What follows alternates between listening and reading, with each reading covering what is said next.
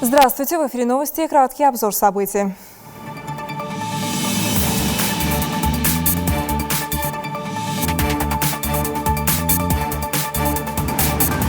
Мархаш 2020. Как проходит праздник в узком кругу родных, покажем на примере нескольких семей.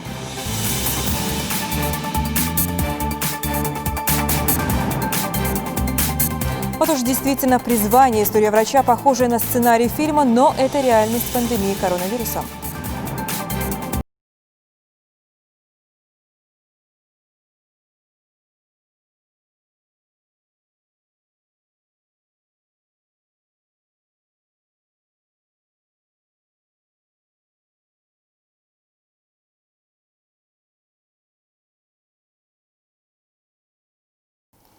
Президент Владимир Путин на встрече с министром обороны в онлайн-формате назвал пройденным пик распространения коронавируса в России. Сергей Шойгу также доложил, что пик заболеваемости COVID-19 в армии был преодолен во второй половине апреля, а к началу июня обстановка войдет в состояние плановое. Всего с начала марта в вооруженных силах были инфицированы более 5000 человек. На сегодняшний день вылечены и выписаны более 3000, доложил министр. Президент также приказал начать подготовку к параду Победы. Владимир Путин назначил его на 24 июня, а марш бессмертного полка глава государства предложил провести месяцем позже, 26 июля, после парада ко дню военно-морского флота России. В этот же день должен пройти традиционный военно-морской парад на главных базах флота России. Мы по объективным причинам не можем обеспечить при проведении марша бессмертного полка, который объединяет в одном строю миллионы наших граждан. Когда по улицам наших городов идет нескончаемый людской поток. Здесь уже, конечно, никакой дистанции соблюсти невозможно по определению. Поэтому предлагаю, тем не менее, провести марш бессмертного полка тоже после парада, но после другого, на месяц позже, а именно 26 июля, а это еще один день нашей ратной славы, в день военно-морского флота России. В этот же день приказываю вам провести традиционный военно-морской парад на главных базах военно-морского флота страны. И данные по коронавирусу. Почти 9000 новых случаев заболевания коронавирусом выявлено в стране за сутки. Статистика последние дни держится на одном уровне. Всего по официальным данным COVID-19 в России болеет 362 тысячи человек. Скончались 3807. Выздоровело 131 129. В Ингушетии за минувшие сутки выявлено 43 новых случая заболевания по данным Оперштаба. Всего официально подтвержденных 1866 больных. В списке жертв 42 человека, выздоровевших 786, 36 пациентов в тяжелом состоянии, из них 9 на ИВЛ. Мархаш подошли к концу. Праздник в этом году прошел непривычно, но от этого не потерял своего сакрального смысла. Наши корреспонденты побывали в гостях у нескольких семей. Смотрите репортажи о праздничных днях.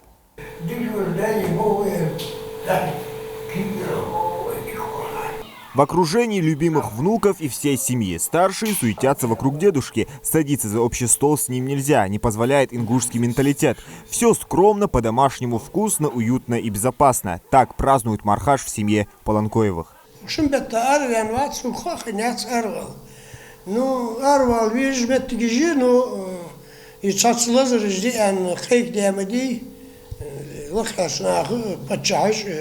Krijg je de diner mas adolus medier. Zodat schoolsche wees kezikamde wij hata asedi dik derchach. Zo boezel deze die was zo nog kwam gaat no dale en de joch lorli moeschema. Lazer dikam michet zodat zo lordel deze wij. Lorisch na hekmisch wij jager patchaho jager wij doerisch aanbader. Мурада Полонкоева знает почти весь мир. Это он автор проекта 9 совмещенных горских башен, окутанных колючей проволокой, символизирующих 9 депортированных народов, которые красуются на мемориале памяти и славы. Окунуться в атмосферу искусства, представленную разноцветными фасадами из камня и смальты, будто это творение Гауди. Двор Мурады Полонкоева нельзя назвать совсем обычным. Скорее, это его волшебный мир, оказавшись в котором будто в машине времени переносишься то в прошлое, то в настоящее. Зоркий мозаичный глаз сокола на стене, а рядом каменное изваяние. Точная копия ингушских родовых башен. Пока одни приступают к трапезе, Мурат Паланкоев трудится в своей мастерской. Совсем недавно он начал писать новую картину и теперь доводит ее до совершенства. Называется «Вхождение в состав России». Тут представители России и Ингушетии. Вот. Ну и вот тут обряд языческий. Это языческий священник. С ним должна быть юная девушка и мужского пола. Они должны быть все одеты в белом. И должен быть длинный шест.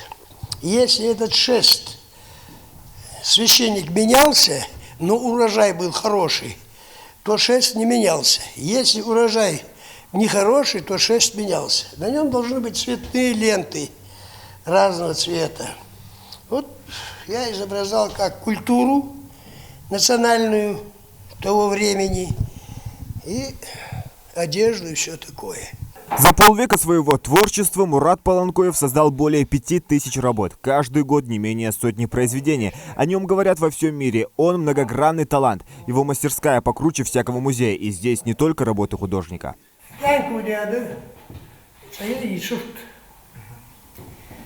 Художник Академия Яхавы, Давяныр, var, yarı var, Ахкола, скульптуры Яхавы. Еще басыц, живопись, волцов, со Яхавы, станковый живопись, аз монументальный живопись, Яхавы тоже. А яры, Солхова, Дичавялы, он да, скульптор var, известный в Ленинграде, Нанир, Игнатьев, Петя, Яжмыдер,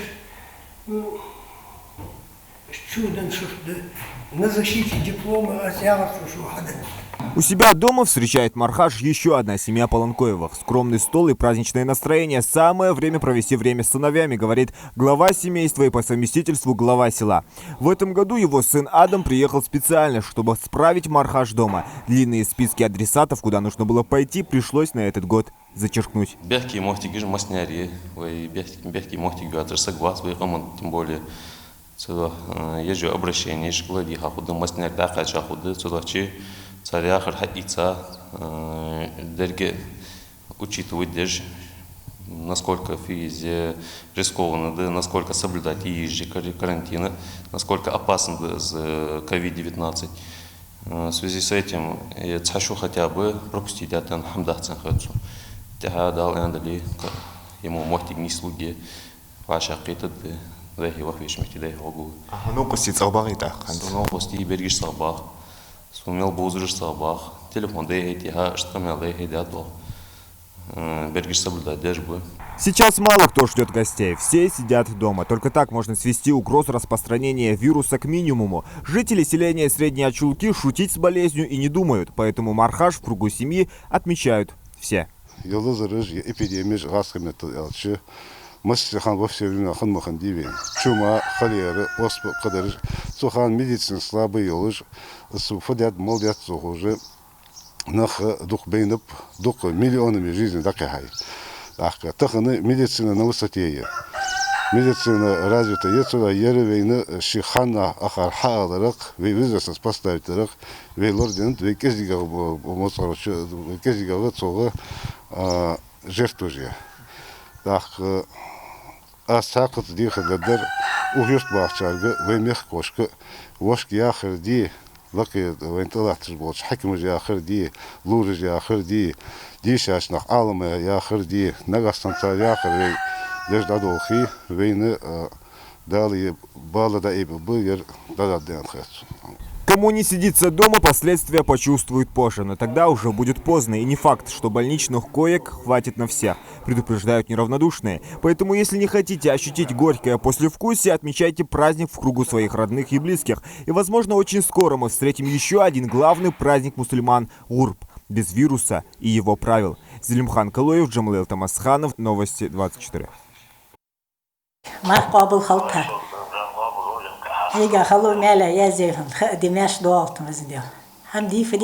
Всех родственников поздравили, пожелания написали. Теперь можно и передохнуть после трехдневного ажиотажа беспрерывных звонков. Несмотря на пандемию коронавируса, праздник можно отметить в семейном кругу. Мархаш багдar яш обшир сагтдар но дали дети сейну кустани хоз марха будят хем марха дестат ох нахбат багдar яш пачао дишаш нах яхш бес атсбос абаду камал барцайнып яхдам детса ничего юхшир дал сдиндуси доста давай. Для семьи Хидриевых Мархаш – один из самых любимых и ожидаемых праздников года. Приезжает в гости из разных концов республики, вспоминает былые дни и делится впечатлениями о прошедшем месяце Рамадан. Однако на этот раз карантин внес свои коррективы в праздник. По мнению детей, самое трудное выпало на их долю, ведь Мархаш всегда ассоциируется со сладкими презентами. И вместо того, чтобы проводить праздничные дни на улице вместе с друзьями, в этот раз они были вынуждены остаться дома. Впрочем, всю важность этого осознают и самые младшие. А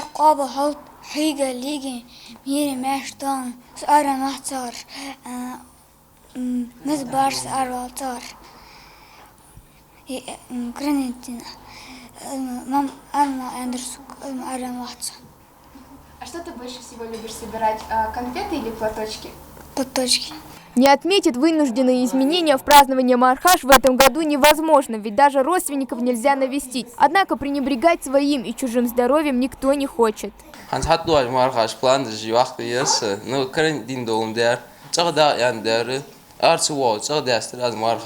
Так уж сложилось, что из года в год хозяюшки старались удивить гостей своим разнообразным меню – ингушское, китайское, арабское. Какой только не хвастались кухней. Хотя на этот раз почти никто таких щедрых столов не накрывал. Алемка Хидриева признается, что для праздничного стола всегда предпочитала наши национальные блюда. И домашние, котмыш, халтом бир обыкновенный. Шалова, гектор, соскали, зид, кодери дизживы. Это цацамашки, еще квацан езизер. Самое главное, что для каждого эти Мархаш прошли в кругу своей семьи. Это не последний религиозный и национальный праздник этого года. Впереди еще Ид Аль-Адха, и на этот раз нужно верить и делать все, чтобы вирус отступил, и мы смогли собраться вновь вместе, но только здоровыми. Хава Гагиева, Магомед Белакиев, Новости 24. Большой плюс нынешних Мархаш – это то, что не было крупных ДТП, как в предыдущие годы. Вероятно, это следствие усиления работы ГИБДД и того, что не было привычного ажиотажа. Праздник прошел спокойно. О ситуации на дорогах подробный репортаж Харуна Аздоева. Празднование Мархаш 2020 года в условиях самоизоляции показало сознательность граждан. Об этом говорит статистика зафиксированных правонарушений и совершенных дорожно-транспортных происшествий. Меры, принятые властями, дали желаемый результат. Один из главных мусульманских праздников проходил в режиме максимальной самоизоляции. В Сондженском районе в эти дни традиционно усилены патрули ГИБДД в ночное и дневное время. Показатели этого года в период праздничных дней в разы меньше предыдущих лет. В Сондженском районе в городе Сонджи были запланированы и проведены рейдовые мероприятия для профилактики нарушения правил дорожного движения в области дорожного движения. Были выявлены правонарушения в общей сложности 36 правонарушений. Из них 8 нарушений режима самоизоляции по статье 26.1.1. Были выявлены управление транспортным средством в нетрезвом состоянии, а также без водительского удостоверения. Немалая заслуга в той картине, которую мы наблюдаем за время празднования Мархаш сотрудников ГИБДД, несущих службу днем и ночью, несмотря на нехватку кадров. Как следствие минимально интенсивного движения на дорогах республики, небольшое количество обращений после ДТП в травмпункт.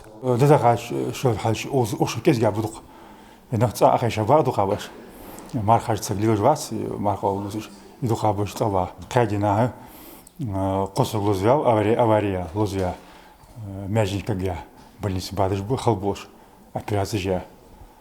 Берег Сашовский и Цугувале, лузбя, обед пана, сачи, болбиш бакыш, цуханцем маснайки косагу. Еще вчера в это невозможно было поверить, но сейчас все именно так.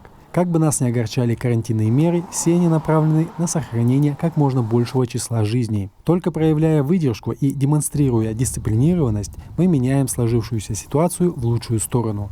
Харун Аздоев, Тамерлан Ужахов, Новости 24.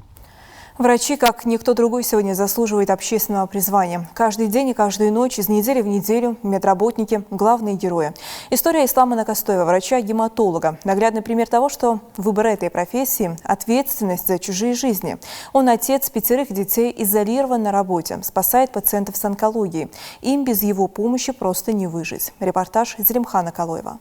Ради этого интервью я открыл сейчас кабинет, который на самом деле не используется, в котором никого нет.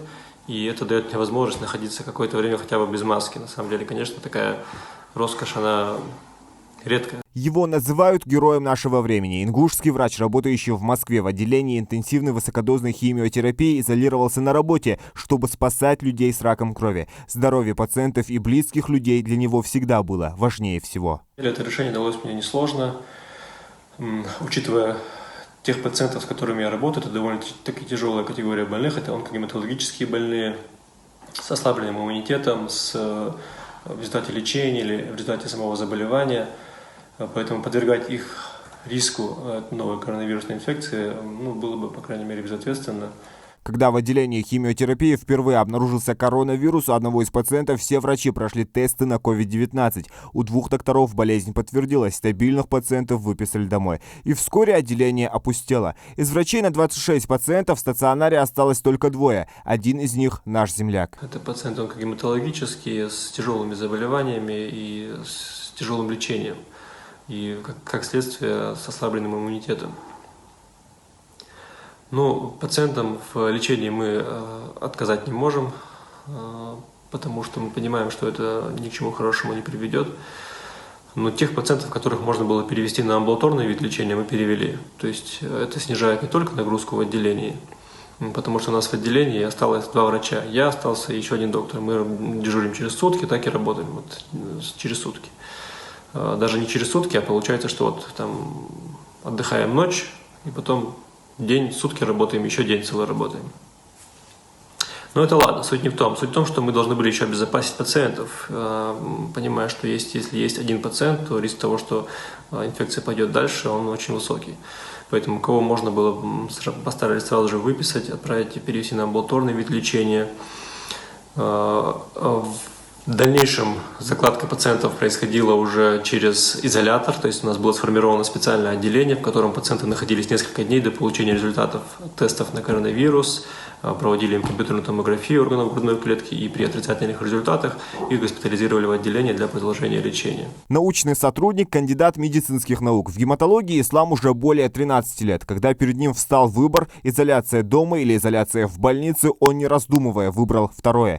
Дома доктора ждет жена, тоже врач, а еще 5 детей, младшему нет и года. Но пока вся эта ситуация с вирусом не утрясется, встречи с ними – непозволительная роскошь. Врач при таком раскладе не унывает. Современные технологии позволяют общаться так же, как мы с вами сейчас общаемся на самом деле.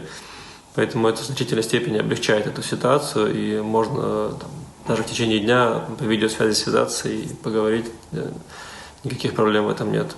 Сейчас Ислам Накастоев вместе с родными должен был быть дома и готовиться к праздникам. Однако пандемия мгновенно поменяла эти планы, исключив возможность не только вернуться на малую родину, но и просто быть ближе к семье. Доктор призывает задуматься о всей серьезности проблемы. Я думаю, что многие готовятся не потому, что они не верят в инфекцию или не воспринимают ее всерьез, а потому что в силу нашей ментальности они боятся, что к ним кто-то придет в гости, а у них не будет накрыт стол. То есть это наша особенность. Но я думаю, что сейчас надо все отбросить, и я призываю на самом деле праздновать этот праздник. Его нужно праздновать, наверное, но в кругу семьи.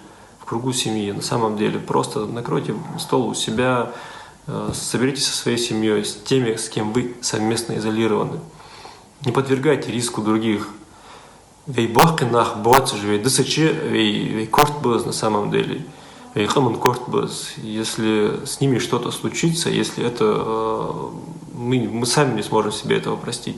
Это как на войне. Есть прямые потери, а есть косвенные, говорит Ислам. Только он может понять сложный труд своих коллег, особенно тех, кто в эти дни сражается в больницах с коронавирусом. Действительно работают в тяжелых условиях. А что говорить о врачах Ингушетии? Они работают просто в экстремальных условиях. Я вас уверяю, что эти врачи врачи, медсестры, которые работают с этими больными, они работают не ради тех надбавок, которые им обещали, которые им заплатят. А это не тот стимул, это того не стоит, чтобы рисковать, не те деньги, чтобы рисковать своим здоровьем, здоровьем своих близких, своей семьи, понимаете? Это немножко другой стимул. Здесь ответственность, понимаете? И как бы это ни звучало пафосно, они действительно остались, потому что они не могут отступить, потому что это было бы трусостью. И они работают с этими больными. И я действительно горд за своих коллег из Ингушетии. Они не устраивают никаких там забастовок, саботажей или чего-то еще. Они работают в тех условиях, которые у них есть. Когда все закончится, Ислам планирует скорее вернуться на родину, чтобы увидеть своих родных и близких. Ведь здесь родственники, двоюродные братья, сестры и мама. Особое ощущение родины на самом деле. Алхамдулилlah, дал хосту был сдаймах и болдыш, алхамдулилlah. Дал лох был вензе. У меня была некоторая такая дилемма, вот когда еще не ввели вот эти строгие карантинные меры, когда я уже понимал на тот момент, и многие врачи понимали всю серьезность этой инфекции, отправить детей, допустим, с супругой домой. Но риск того, что, возможно, в тот момент еще не были закрыты школы, садики, что, возможно, уже кто-нибудь из них принесет эту инфекцию домой, этот риск меня удержал от этого. То есть я готов пойти на такие жертвы, пусть они сидят здесь в квартире, в заперти. Там же раздолье, там хотя бы во дворе можно выйти прогуляться, даже если не выходишь на улицу. Все равно можно свежим воздухом подышать. Пусть они здесь сидят, чем я буду подвергать риску кого-то еще, тем более свою мать. Люди в белых халатах – настоящие супергерои, которые практически без сна и отдыха борются не только с коварным вирусом, но и с другими болезнями. Ислам Накостоев – один из них. Зелимхан Калоев, Новости 24. Из жизни ушел легендарный цирковой наездник, народный артист РСФСР Тамерлан Темирсултанович Нугзаров из Тейпа Хабриевых. Ему было 77 лет. Руководитель конно-балетного спектакля «Горская легенда о любви», лауреат Государственной премии России, обладатель высших наград престижных международных конкурсов циркового искусства. В 2017 году на аллее звезд Большого Московского госцирка была открыта именная звезда Тамерлана Нугзарова.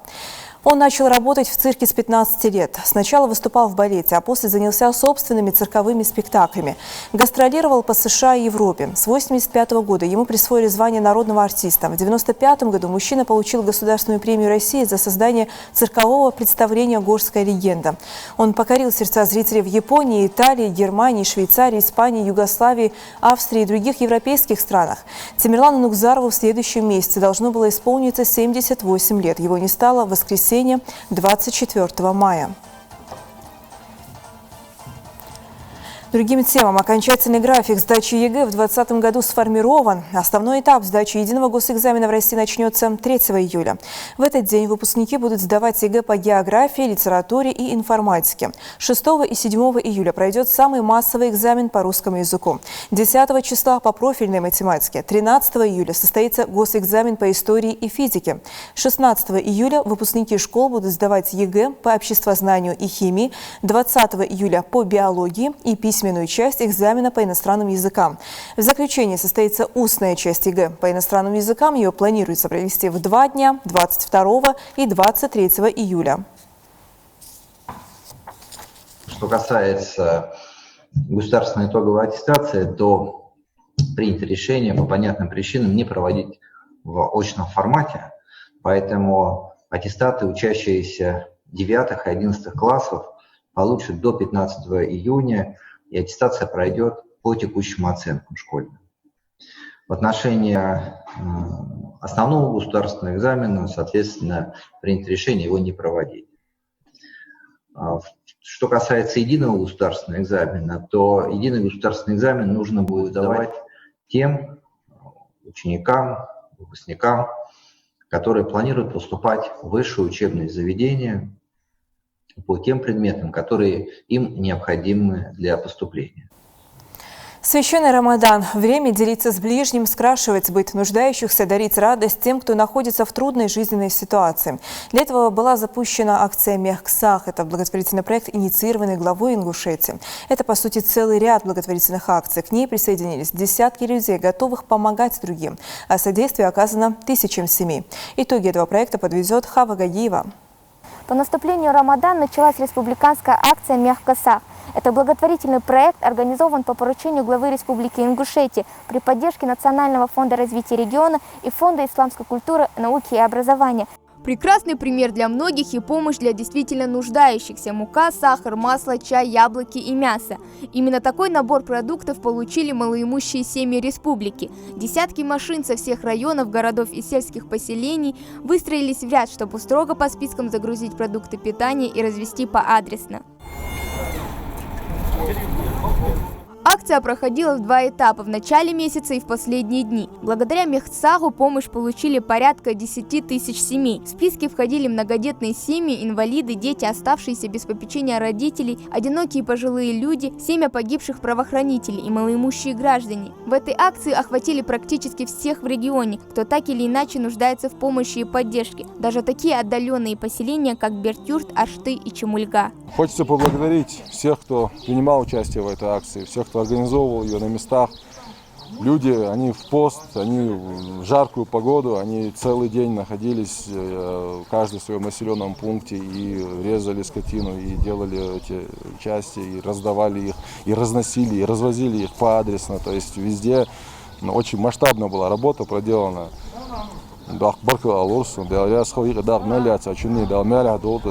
Акция, которая была подхвачена молниеносно по всей республике. В числе первых к ней присоединились и олимпийский призер Калой Картоев вместе со своим братом Мурадом. Около 100 семей Назрановского и Малгобекского районов были выбраны для получения своих продуктовых наборов. В связи с карантином, в связи с эпидемией остро нуждающихся людей очень много, поэтому я попросил имамов, глав районных администраций, чтобы они мне дали списки остро нуждающихся людей, и сегодня мы хотим раздать продукты питания именно им. Проведение подобных акций получило всестороннюю поддержку. Не остались в стороне и наши меценаты Алихан Харсиев, Юша Газгиреев. Так, например, сенатор Билан Хамчиев позаботился о том, чтобы семьи получили самое необходимое в условиях карантина. Это комплекты, в которые входят мука, сахар, масло, чай и яблоки, которые позволят прокормить свою семью еще не один день. Как мы знаем, сейчас свирепствует пандемия, коронавирусная инфекция. И все люди в основном сидят на самоизоляции дома.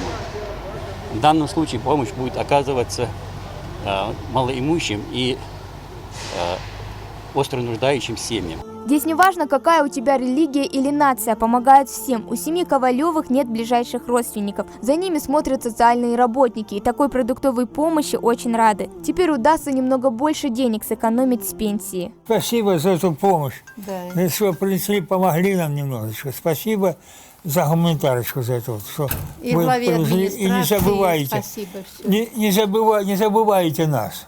Что мы старики туда-сюда, вот, да. Не забывайте, глава, все.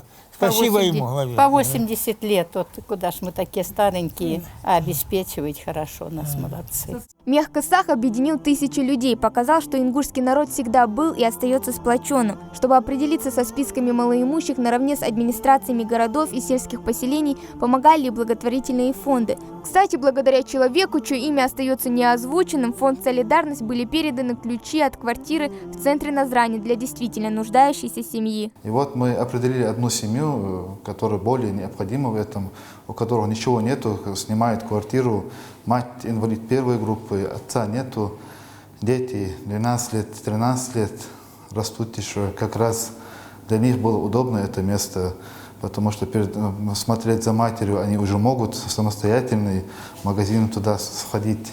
Пусть Аллах приумножит на много раз имущество и вообще все, что есть у этого человека, который выделил, подарил эту квартиру. Алхамдулиллах, алхамдулиллах, что есть среди нас такие братья. Их немало, их много.